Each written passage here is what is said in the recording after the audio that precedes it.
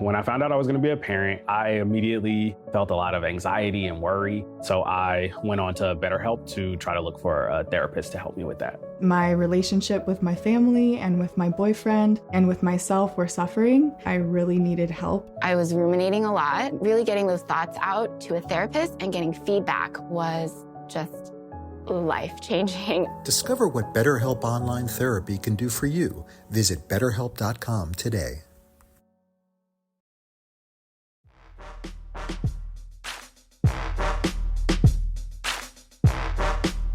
Hey, welcome to the Instagram stories for Monday, November 22nd. You know what we do on Mondays.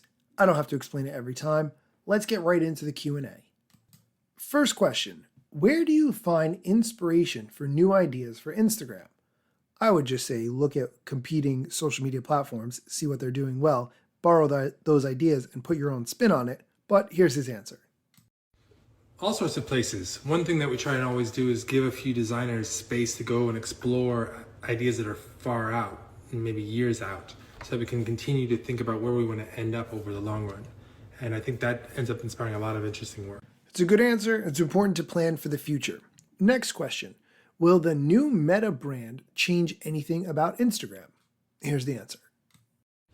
No, but I'm very excited about the new brand. I think it's important that the company, because we act as one company, embraces the fact that there are a family of apps. It's not just the Facebook app.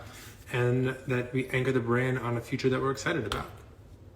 Next question. What's your favorite Instagram feature that launched this year? Here's his answer. My favorite new feature might be collabs, which allows you to mark a photo or video as a collaboration with another creator, and then you can reach both sets of followers. And it's embracing how people use Instagram, making things together, and I think really good for creators. No one asked what my favorite new feature of Instagram is, but it is the Add Yours sticker and continues to be. I think it's a great way for people to contribute to something collectively without needing to do a ton of content creation. They can just find a classic photo or video in their library and share it. I really like the new Add Yours sticker, which allows you to kick off a thread and have a bunch of people respond with their answer to the same question. So that's my favorite feature. What's your favorite feature? Let us know. Next question. What new features do you have coming for creators to make money? One thing that we're working on right now are bonuses, essentially paying creators who create amazing reels specifically that people love, that inspire other people to create and that make people laugh. And we're going to be testing and scaling that up. I talked about that last week on the show extensively. If you missed it, go back and check out Friday's episode. You can find it in your favorite podcast player, Apple Music, Spotify, whatever. Those payouts are really not very big, I think, in my opinion, compared to the amount of work that you have to do to get a reel that gets millions of views. You might feel otherwise. Money is money, of course, but to me, I think Instagram can really do a lot better with paying creators in some form of revenue sharing that makes sense for everyone. Next question. Do Reels get favored in the algorithm over pictures? Okay, before I play the answer to that question, don't think about it from the perspective of someone trying to get more reach for their posts. Think about it from the perspective of someone watching content on Instagram. Here's the answer. No, the whole point of ranking is to connect everyone with the content that they're the most interested in. So if you're into Reels, ranking will surface more Reels to you. And if you're into photos, ranking will surface more photos to you. Clearly we make mistakes from time to time, but that's the intent. I will say that that's one thing content creators tend to forget is Instagram is trying to make it a great viewing experience for users, not necessarily people who want to get their content seen, which is kind of frustrating a lot of times. The next question is about guides. I'm kind of surprised that he took this question because it doesn't seem like they're very interested in doing anything with guides. Here's the answer of any new features coming to guides. Probably not, unfortunately. I love guides, but it is not an active area of development for us. Not shocked at all at that answer. The last question we're going to talk about today, can you give 3 tips to grow your stories views?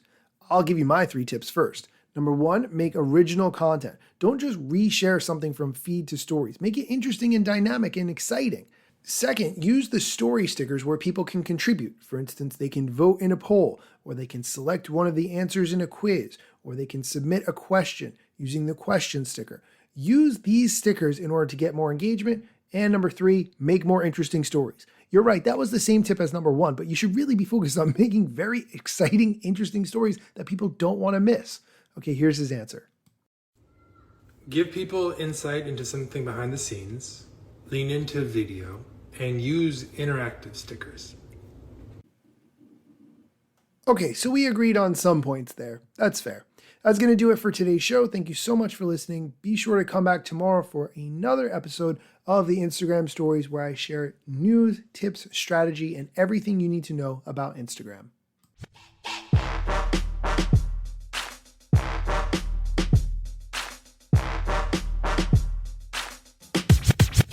I'm not yet a member of the Instagram team, but my podcast covers many Instagram themes. But the name, image, logos are trademarks at Instagram and the LCC in the USA and every territory. Everything I publish independently until Zuck returns my DMs and starts to pay my salary. Not sponsored or endorsed, no lies, no fallacies. I use their logo with permission, not malicious or callously. No trademark violation, filling all criteria. Follow me on Instagram or Twitter at Daniel Hill Media.